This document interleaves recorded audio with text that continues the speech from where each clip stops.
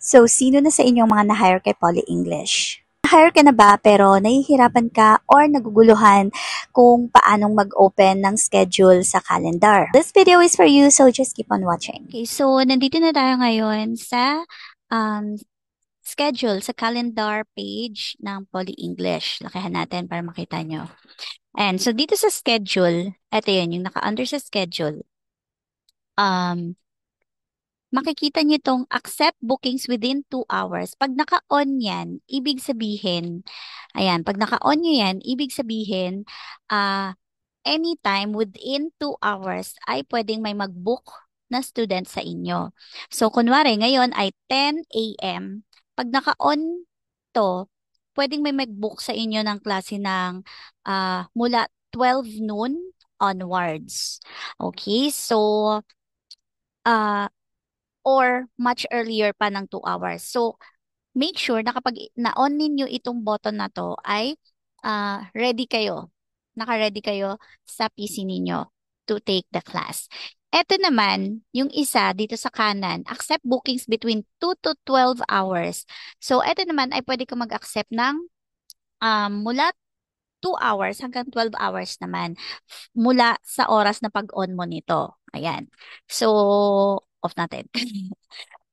So, ayun, parang anytime, parang siguro kung free ka talaga whole day, so anytime within that day ay pwede kang maka-receive ng bookings. Okay, so hindi ko ino-on yan kasi hindi ako available ng on-the-spot class. Okay, kasi pwedeng maging on-the-spot class yan eh. So, yun lang, okay? Tandaan niyo itong dalawang to. Next, dito sa baba, so eto naka 1 week to.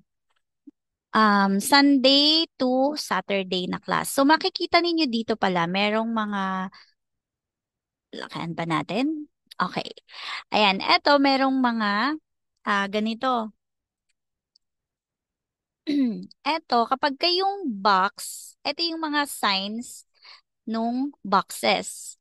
So make sure na intindihin ninyong maigi para hindi kayo magka-penalty. Okay, so eto, kapag ka blue box yung border lang, open time slot can be booked. Ibig sabihin, pwedeng mag-book si student doon. Kapag ka merong ganito, recurring yung oras na yun, kagaya nito. Ayan, may ganyan siya. So, ibig sabihin, pag may nag-book sa oras na to, recurring yun. Ibig sabihin, tuloy-tuloy na yun. Every Friday ng 12 a.m. So, example lang yun. Okay, example lang yan. Eto naman, recurring class, make sure to open future slots. Eto, kapag pink na ganyan, um, may nakabook na dyan, tapos tuloy-tuloy na yung klase ni student. Eto, wala pang may nagbook. Pero, kapag ka blue, wala pang may nagbook, pero available siya for recurring class. Kapag ka pink na siya, tapos may dalawang arrow, ibig sabihin nun, recurring class siya, tapos may nakabook na.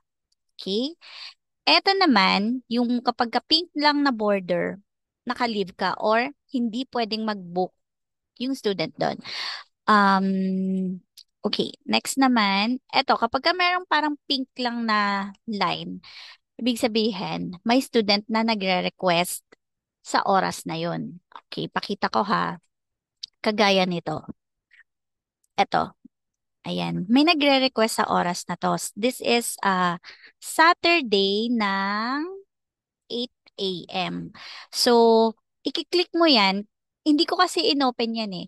So, usually, si student, nag-click sila, ay a-ask sila ng request kapag ka hindi ka nag-open sa time slot na yan. Tapos, gusto nila.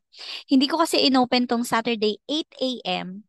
So, merong student na nagre-request magklase sa oras na yan. So, kapag ka okay ka, click mo lang yan, request, tapos, pwede kang, may choice ka dyan. So actually, ang sabi ni student dito, the student wants to take recurring classes with you. So, gusto niyang maging recurring class itong every Saturday, 8 a.m. Hindi ko pa ina-accept kasi nga, kasi nga, um, hindi ko sure kung kaya kong gumising ng 8 a.m. Okay, kaya pinag-iisipan ko pa. So, ang ginawa ko, in-accept ko siya ng, eto, one time lang. itong June 7 lang. So, pinagbigyan ko siya ngayong June 7 lang. Um, Pwede mo siyang i-convert to recurring. So, hindi ko muna kina-convert. Pwede mo din siyang i-refuse. Tapos, kapag ka nag-refuse ka, may lalabas dyan na box. Maglalagay ka lang ng reason. Parang kunwari, sabi mo na lang time conflict, ganun. Kahit hindi na mahabang reason. Usually, pagka ganun, ang sinasabi ko lang time conflict. Okay? So, ganun. Okay. So, kapag ka-convert mo siya sa recurring, kunwari, nakapag-decide ako na i-accept ko yung every Saturday niya na 8 a.m. So, i-convert ko siya sa recurring, magiging regular student si Daniel sa akin. Okay, so bago pa lang to siya, nakalagay 0 classes finished with me. So, bago pa lang to si Daniel. Okay, so balik tayo dito sa taas. Asan na yun? Ayan, next naman is, eto, kapag ka plain white na ganito, unavailable time. So, ibig sabihin, hindi, ay, kaganito, hindi talaga ako nag-open sa oras na yan. Tapos, booked time slot, yung nakabuong yellow. Asan na yung nakabuong yellow? Ayan. Eto, ibig sabihin, may mga nakabook niyan sa oras na yan. Yung mga buong yellow na box. Okay. Balik tayo sa taas. Kapag ka naman ganito, ano pa to? On leave or class cancel. Hindi ko makita. Okay, so kapag ka ganito, um, ayun nga yun, yung recurring class request. So, eto naman, si student ay gusto niyang mag-recurring class, gusto niya maging regular class yung oras na yon at yung araw na yon. Pero, hindi mo pa na-open. So, gusto niyang ask sa'yo ng ah, kung pwede mong i-open yung oras na yon para sa kanya. So, wala ba akong ganun? Yung naka-square siya na ano. Wala. Wala. Okay, so etong mga naka-light orange na to, ayan, lang, na yung pen ko. Itong mga naka-light orange na to, yan, eto, mga tapos na to, nung ano pa to nung nakaraang araw. Ito ay Sunday, Monday, Tuesday, Wednesday. So today is June 5. So dito nung naka-open ng mga klase. Ayan. So kung makikita nyo, hindi ko sure kung nakikita nyo ha. So dito, today June 5, dito, ito ay all white lang. Ibig sabihin, wala akong inopen na klase dyan. Hindi ko inopen talaga yung time slot na yan. So, kung gusto mong i-open yan, pwede naman. Pero, binlock ko ata yan. Okay. So, ayan. Kaya hindi ka maka-open. Wala siyang ano. Dito, ayan, start ka na ng 10 a.m. Parang kinlose ko yata yung oras dyan. So, 10 a.m., pwede mong i-open. Kunwari, gusto mo mag-open ng class. Okay, papakitaan ko kayo kung paano mag-open ng class. Click mo lang yung open. Tapos, eto, wag niyong kakalimutan ito at ito. Itong dalawang option na yan. Dito ako nagkamali nung unang pag-set ko ng schedule. Kasi, nung time na to, dito talaga siya naka-steady lagi, tong option na to, tong open weekly recurrence. Kapag ka eto naka-click yung open weekly recurrence, ibig sabihin yung time slot na i-open mo, like let's say yung every Thursday na 10:30 a.m., magiging tuloy-tuloy siya. So once na naka-open kayo ng anong tawag dyan? Ng recurring class, um, kailangan mo siyang, hindi mo siya pwedeng i-close ng, I think, 5 weeks. I think 5 weeks, nakalimutan ko. Hindi mo pwedeng i-close ng within 5 weeks. Kasi, naka-automatic na 5 weeks yung tuloy-tuloy na klase ni student sa'yo. Okay? Kapag kinlik mo tong weekly recurrence. So, kung kunwari, gusto ko lang i-open yung yung gayon lang, as in ngayong araw lang na to. So, eto yung i-click mo, yung open selected only. Okay? So, nagets? Kapag ka eto, open weekly recurrence, every same day, same time. So, weekly yan. Kunwari, every Thursday, 10:30 a.m. So, next week ulit na Thursday, 10:30 a.m., automatic open na yan. Up to 5 weeks. 5 weeks to. Okay? Tapos after 5 weeks, pwede mo ulit siyang parang kumbaga i-renew mo kung i-weekly recurrence mo ulit siya. Ngayon, kung kunwari gusto ko lang ngayong week lang, next week hindi pa ako sure sa schedule ko, ayoko pa next week mag-commit. So, open, selected only. So, eto parang ngayon lang. So, eto yung date. Ayan, Thursday. Ayan, Thursday. Tapos, start time, kunwari, 12 p.m. Tapos, ay, kunwari, 12 p.m. Tapos, yung end time ay 12, um, 30. So, ganyan. Pero yung klase dito kay Poly English ay ano lang ha, palaging 25 minutes lang. So, example lang to, ayan. So, may nakalagay ditong number of weeks. Pwede mo tong i-one lang. Ibig sabihin, kapag ka one lang, ngayong week lang siya. So, kung ilang weeks mo gusto to, kapag ka naman gusto ko hanggang next week, so 2 weeks. Okay? Ito kasi, ang pinagkaiba nito, etong weekly recurrence, yun nga, uulitin ko, hindi mo siya pwedeng i-close ng within 5 weeks. Okay? 5 weeks. So, naka-fix yon na every Thursday, 12 to 12:30 for 5 days ay may nakabook na student doon. Okay? Na kung gusto mo, kung ayaw mo ng fix na 5 weeks, ito yung i-click mo yung open selected only. Okay. So, ayun. Preview natin. Ayan. So, meron, naka-open siya ng June 5 at saka June 12. June 5 and June 12. So, check natin sa calendar. June 5, tama, at saka June 12. Okay, June 5 and June 12 ay Thursday.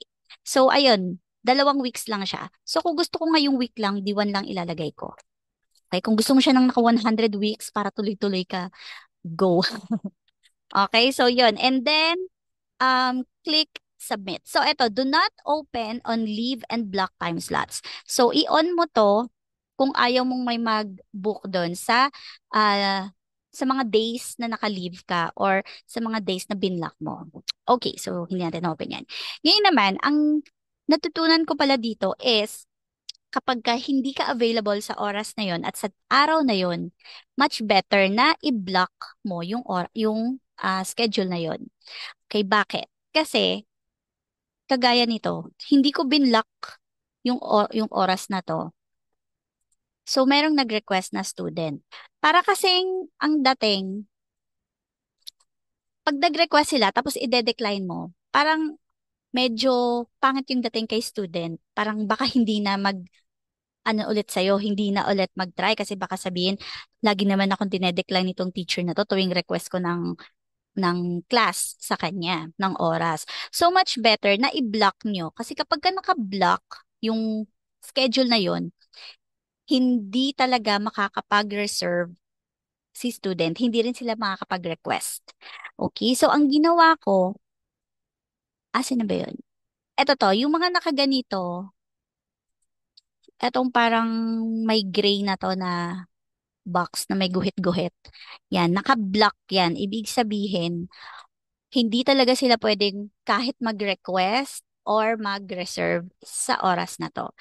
Bakit ko binlock to? Kasi may mga private class ako dyan. So, kapag ka may private class kayo or meron kayong ibang work sa ibang company, much better na i-block nyo yung mga oras na yan. Okay, so ganito ako mag-plot ng schedule ng klase kay Poly English. Etong mga blue na to, itong mga light blue, eto yan. Etong mga light blue na to, naka-open yan. Big sabihin, pwede silang mag-book dyan. Okay, pwede silang mag-book dyan. At may blue na parang arrow, meaning naka-recurring. Pwede silang mag-recurring class dito sa mga oras na to. This is Thursday. Ito ay Thursday. Thursday na 1 p.m. So, ayan. Pwede silang mag-book dyan. Thursday, 1 p.m. Eto, ang Friday ko, may regular na sa akin. May naka-regular na kapag ka naka-pink, ibig sabihin regular yan. Kapag ka blue, Naka-open ko lang siya na recurring, pero si student, hindi siya every ganitong oras naka-schedule. Okay? So, yun yung pagkakaiba. Again, kapag ka pink, yung araw dito, ibig sabihin talagang regular student mo yan. Tuloy-tuloy yan na every ganitong oras at ganitong araw. Kapag ka naka-blue yung araw, um, ibig sabihin, si teacher available na magpa-recurring, open for recurring class yung oras na to, pero si student ay hindi pa naka-recurring sa'yo. So, ibig sabihin, baka nagtatry pa lang to si student ngayong Friday ng 1 to 1:25 p.m. Okay? So, yon tandaan niyo yung mga sinasabi ko ha. I-pause niyo na lang and i-repeat. Okay? Para may idea kayo. Alam niyo, inaral ko lang to mag-isa. Walang nag-explain sa akin nito. So, meron akong actually nagkamali dito na dahil nga dun sa ganito, naklik ko etong weekly recurrence. So, ngayon hindi ko siya ma-close. So, nasagasaan yung aking private. Kasi every week siya. So, for 5 weeks siya. So, hindi ko siya pwedeng i-close within 5 weeks. So, nakiusap ako doon sa private ko kasi kung eto ang i-close ko, ang Poly English, may penalty. So, nakiusap na lang ako doon sa private ko na kung pwedeng mag-move kami ng oras. Buti naman pumayag si mommy. Okay, so, hindi ko na minove to si Poly English dahil may penalty. Okay, so, ayun, punta tayo sa next week. Okay, eto pala, kunwari, meron ka nang flat na schedule na ganito. And then, suddenly, gusto mong, kunwari, Saturday, nitong 2:30, Saturday ng 2:30 to 2:55, gusto mo mag-leave. So, click mo lang tong ask for leave. Ayan, cancellations, impact payment, and contract. Pero, pag nag-cancel ka kasi, dapat within 12 hours. Minimum of 12 hours and maximum na ng ano, kung mga 1 week pa yan, 2 weeks, much better. Kasi walang deduction. So, if yes, yes I am. So, magli-leave ka, for example, ang reason mo is, ano ba, um, time conflict, Tapos lagay mo lang dyan, time conflict. Okay. So, i-click mo kung continuous time, the whole time period you've selected will be closed. So, yung lahat-lahat ng schedule na inopen mo, kunwari, every Saturday, 2 p.m., mako-close yun. Yun yung i-cancel mo. Kapag recurring time naman, yung selected dates naman. Okay, yung mga dates lang na pinili mo. So, eto yung time period lang, kung gaano katagal. Kunwari, mula June 5 to, kunwari yan, June 5 ng ano gantong oras, up to, let's say, June 7 ng gantong oras, yan, ganyan. So, example lang yan. Okay? Example lang yan. Tapos, and then, eto, submit mo lang. Okay? So, much better. So, eto, may mga kinancel ako kasi nga, hindi ko alam. Ay, parang teacher nyo, teacher's birthday celebration, char. O, di ba? Nag-open kasi ako ng mga recurring classes. So, nagtuloy-tuloy siya. Sa June 13 birthday ko. So, syempre, baka lang naman, may pa-celebration. So, kinancel ko siya. So, nag-cancel ako. Family issue talaga yung reason. So, zero. Zero yung deduction. Kasi nga, sa June 13 pa naman yon. Ano pa lang naman. Nung nakaraan ko pa kinancel yan. Okay, so, ayun. Ano pa ba? Wala akong deductions dito. Basta yan yung ano lang yan. Ito naman, I had a mistake on opening the time slot. Ito, nagkamali talaga ako. So, walang deduction yan kapag nag-cancel ka ng ah, at least 12 hours. Okay? Pero kung kunwari, nag-cancel ka, kunwari may klase ka na mamaya, tonight. So yun, may deduction yun. I think 15 pesos, if I'm not mistaken. 15 pesos ata.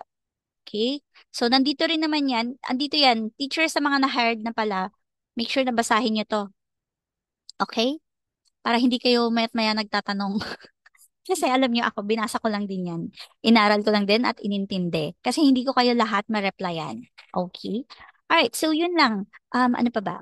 Punta tayo sa mga next week. So next week, Okay, meron akong mga, kasi nga naka-recurring na. Ayan. So, ibig sabihin, again, ulitin ko ha, kapag ka blue yung arrow, recurring time slot ko yan. Ibig sabihin, allowed ko na mag-recurring class yung student na magbubook dyan. Pero kapag ka pink na siya, ibig sabihin, nag-book na si student niya ng regular class. Ibig sabihin, regular student ko to. Yan. Eto, since hindi to naka-pink, first timer niya lang. Magta-try pa lang siya. Hindi pa siya nag-book ng regular class. Sino ba to? Si Ray. Two classes finished with me, pero hindi ko siya matandaan, si Ray. Char. Is Cassie, one class finished with me. Ayan, si Cassie. Eto, tatandaan ko to. Okay, so ayan. Eto, new kid. Ibig sabihin ng new kid, this is one of the students' first 5 classes. So, bagong estudyante pa lang to dito sa Poly English kapag ka may new kid. Okay, so posible, eto yung mga new kid na to, galingan niyo yung klase talaga at saka yung mga trial. Bakit? Kasi, posibleng, pag nagustuhan nila kasi kayo, posibleng maging regular student nyo sila. So, ito, mga naka-pink na to, mga regular student ko na to. Mga naka-book na talaga yan sa akin. Ito, naka 5 classes na sa akin to, si Sinbu. Ito, si Thomas, 3 classes. Thomas, 2 classes si Thomas. O, diba? Ito, at saka ito. Ayan. Sino pa ba to? Si Tyla. Ito, hindi ko pa nakaklasihan to. Pero, nag-regular siya sa akin. Okay, so kapag ka ganito, regular. Pero pwede pa si student mag-cancel. Same lang din ha. Same lang din. Kapag kasi student nag-cancel, kapag ka pala si student nag-cancel, kahit 12 hours, more than 12 hours pa yan, may fee, may bayad na 19 pesos. Kapag ka naman, no show talaga si student, tapos pumasok na kayo sa klase, 30 pesos yun. Okay, 30 pesos. No show si student, as in totally absent. Pero, kailangan ni teacher tapusin yung 25 minutes. So, tatambay ka lang doon ng 25 minutes. Okay, eto, hindi siya tawag na to, hindi siya recurring. So, kumbaga parang try-try lang siya. Ayan. Pero galingan nyo. Kasi, nakapag 1 class na sa akin to. Si Frank. Ayan. So, si Frank, hindi siya naka-recurring, pero siguro ayaw niya ng may fix na schedule. Ayaw niya ng may fix na oras. Ay, shucks. So, ayan. Ito, marami akong binlock na slots dito. Ito yung mga ganito, naka-block yan eh. Yan. Kasi nga, meron akong private class sa mga oras na to. So, nung nakaraan kasi, hindi ko alam yon. Hinahayaan ko lang siya na ganun. Pag ganito kasi, naka-plain white, open yan. So, pwedeng mag-request si student. So, feeling ko lang, kapag ka nagre-request si student, tapos panay ka decline ng decline, baka lang hindi na sila mag-try ulit sa'yo. Kasi yun nga, baka nga isipin nila na, ano ba naman to si teacher na to? Lagi nila ako nagbo-book sa kanya, pero decline siya nag-decline. Nagtrabaho pa. Lagi namang decline. 'Di ba? Okay. So, ayun. Ano pa ba? I think yun lang naman so far. Okay, kapag ka may questions ka pa kayo regarding sa pag-open ng time slot, um, i-message nyo lang ako. So, eto, get more classes. Ibig sabihin nito, may ano dito, um, ayun nga, meron akong student na naka-recurring pero hindi ko pa ino-open yung mga next few days classes niya. Okay, kasi ewan ko, parang hindi pa ako ready magklase. Hindi ko pa sure yung mga schedules ko. Baka may gala ako, Chares. So, yan. Pwede naman yan. Huwag niyo nang pansinin. Kung ayan. So, yan yung nasa schedule. Okay? So, ulitin nyo na lang yung video. Okay? Yung mga nandito, intindihin nyo to, yung mga, tawag dito, yung mga signs na to. Okay. Mahalaga din to para at least may idea kayo. Ayan, ang pangit ko mag-box. Tapos, yun, kapag ka nagbubook kayo, make sure na kung talagang gusto nyong i-weekly recurrence, this is kailangan 5 weeks kang available sa weekly recurrence or selected only. Pwede ka maglagay dito kung ilang weeks mo gusto. Kunwari gusto mo lang ng 3 weeks or 2 weeks, okay? Kasi kapag weekly recurrence, talagang minimum of 5 weeks kang magko-commit. Okay? So, yun lang. Yeah, yun lang. Kapag ka ganito, request yan. Ibig sabihin nagre-request si student. Pwede mong recurring class or accept mo siya as on that day lang, isang araw lang. So siya, si Daniel, in-accept ko lang siya ng pang isang araw lang. Okay, para lang this coming Saturday. Kasi ang aga, 8 a.m., parang hindi ko kayang gumising ng 8 a.m. Okay? So, ayun lang. Masyado nang mahaba yung video. I-repeat nyo na lang. Okay? Para mas maintindihan ninyo. Kapag ka may kapag ka may tanong kayo na hindi nyo naintindihan dito or hindi ko na-discuss regarding sa pag-i-schedule, pagpa-plot ng schedule, i-comment nyo lang dito. Okay? And, ayun nga, ganito ako mag-plot ng schedule. Kung ano yung mga wala akong private class, ino-open ko siya. So, naka-open to mga blue na to. Naka-open yan. Okay, tapos eto, naka-block to kasi may klase ako sa oras na, may private ako sa oras na yan. So, binablock ko kapag ka may private class ako or may ayo akong mag-book sa araw na yan. Okay? Kasi pag hindi nyo binlock, yun nga sabi ko, nakakahiya. Pag panay ka, decline ng decline sa student. Okay? So, yun lang.